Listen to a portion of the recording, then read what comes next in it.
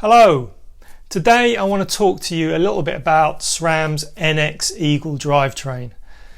And the reason it's quite a significant new product for SRAM is that it's their most affordable Eagle drivetrain yet. Now in the UK that means that it'll set you back £365 for the whole drivetrain, which is £130 cheaper than the GX Eagle version. Not only is it significant because it's going to bring down the cost to anyone wanting to upgrade to Eagle, it's also going to make it much more affordable for brands to spec Eagle on their bikes for 2019.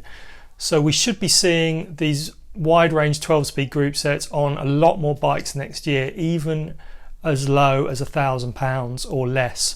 So that is a big step forward for these wide range drivetrains. So what I want to do quickly is go through some of the features on the NX drivetrain and also look at how SRAM has managed to reduce the cost of some of the components, in particular the cassette.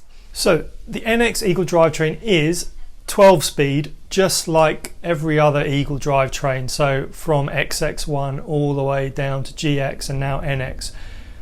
The difference is that it doesn't have the 10-tooth sprocket. So it sacrifices some of the range at the high end of the range in order to make it more affordable, and I'll show you how they've done that in a minute. The important thing to stress is that it still shares the 50-tooth ultra low gear, so the climbing gear, basically your bailout gear. So that's the same. Doesn't have a 10-tooth, it uses an 11-tooth sprocket, so it's an 11 to 50 cassette, which means it doesn't have the 500% range, it's 454 point something percent. So you do sacrifice a little bit of range. Now, the important thing is it fits onto a normal splined cassette body. So rather than using the XD driver body, it uses a normal splined cassette body. So you can share it with wheels running Shimano cassettes, or you can, if you've got a set of wheels lying around that you don't really use as a spare set of wheels, you don't need to fork out for an XD driver body to fit this on. And kind of that is really one of the big savings. Now, the other saving is that all of the sprockets are stamped steel rather than having an alloy 50-tooth sprocket. It uses a stamped steel 50-tooth, and that's the same all the way through the cassette. And the construction is different too. So you've got 4 of the larger rings which are pinned to a carrier that you can see here, and then all of the rest of the sprockets are loose, effectively individual stamped sprockets with spacers. So it's not unlike the construction of some of Shimano's cassettes in that respect. And that means that it's a little bit different when you're installing, removing from the cassette body from the wheel. But first I'm going to weigh this, because one of the big things about NX Eagle in this cassette construction is it weighs quite a lot more. It's a pretty heavy unit. So I've got a GX Eagle cassette here. Put this on the scales first, and that's the one-piece unit, and it has like the integrated lock ring effectively. So let's put this on, and that is 454 grams, or around about a pound for that, which is not insubstantial in itself. And if we put the NX Eagle cassette on, we are looking at 623 grams, so nearly 200 grams heavier than the GX Eagle. So it's a significant increase in weight, although obviously it's a much cheaper cassette to buy as a replacement or an upgrade. So swings and roundabouts effectively. The problem is obviously with heavier cassettes, adding weight to your wheels, is that it's unsprung weight if you have a full suspension bike. So there is an impact on how well your suspension works, and I have definitely noticed it when I've been riding the NX Eagle cassette, that the suspension is not as effective as it was with the lighter cassette, and basically the rear end is more reluctant to get out of the way of bumps than it is with the lighter cassette with the less unsprung mass. So it impedes the action of the suspension to some extent. I've noticed it. Whether everyone will notice it, I don't know, but it's definitely something to consider if you're running a full suspension bike and you want to keep your suspension running as well as possible. That's the NX Eagle cassette, and if you can see here, that is a standard cassette body with the splines on it. This is actually on a SRAM wheel, but it basically doesn't make a difference. It's exactly the same as any other. So here we have the 4 largest sprockets. I think you've got 50, 42, 36, 32, I think. Yep. And you basically find the widest spline and set slides on like that. Then you have a spacer, and just like a normal Eagle cassette, there's a kind of a dish to the back of this large sprocket so that it clears the spokes. Then you begin to slide on each individual sprocket one at a time.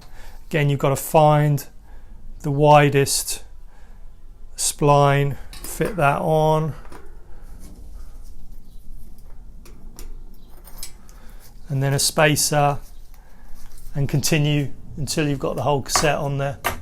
And if I show you, that obviously is the XD driver body, which is a much smaller unit, and then the GX Eagle or whatever, which XO or X01, it just fits onto the splines at the end and then tightens up, and you've got this, it's one piece, very easy to sort of take on and off. Obviously the higher end Eagle parts, cassettes, are the X-Dome technology, where they machine the whole thing out of one piece, and the GX Eagle uses stamped steel pinned with an alloy 50 tooth sprocket. So different constructions used throughout the Eagle range to optimize the performance versus the cost.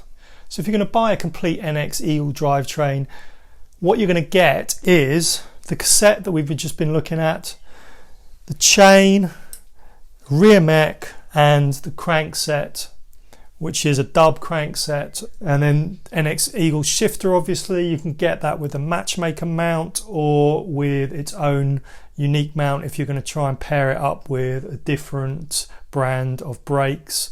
You also get a cable and outer.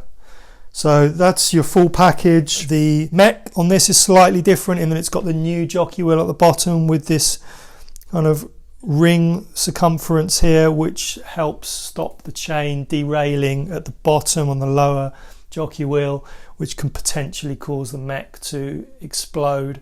So that's just kind of helping to increase drivetrain security. 3 different crank arm lengths, which is pretty cool, 165s, 170 and 175, and it's the new DUB fitment, which uses a slightly larger diameter alloy BB axle to save weight and increase stiffness, but they come in threaded BBs or press fit, so you can fit it to pretty much anything. Actually really straightforward to fit and work out what you need for your bike. The chainring is stamped steel, so that's going to add a bit of weight, reduce some cost, and available in different sizes too.